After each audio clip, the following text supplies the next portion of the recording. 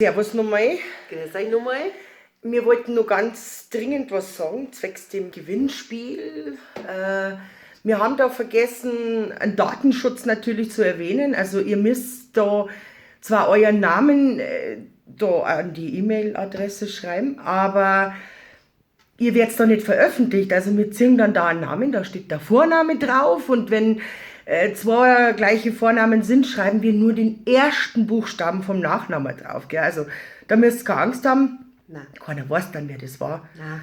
Und ihr könnt auch, haben wir uns überlegt, bei Facebook an der Seite eine Nachricht schreiben. Das ist dann auch privat, das sieht dann auch keiner, Genau. falls ihr keine E-Mail schreiben wollt. Und der nächste Sonntag, was ist denn das für Datum? Der 16. Nein, Nein, der nächste. Der nächste. Nicht der Der jetzt übernächste. Ach so. Achso, ja. Aber warte, das ist der 24. Der 24.11. Also da wir sagen, ihr könnt uns nur schreiben bis zum 23.11. auf die Nacht. Jawohl. Und dann am Sonntag schreiben wir da mal die Namen auf den Zettel, die an den Hut und dann sagen wir euch, wer gewonnen hat. Genau, so machen wir das. Alles klar? Das Wort zum Sonntag quasi. Ja, genau. Ihr könnt uns live am Sonntag sehen. Alles klar. Bis bald. Servus.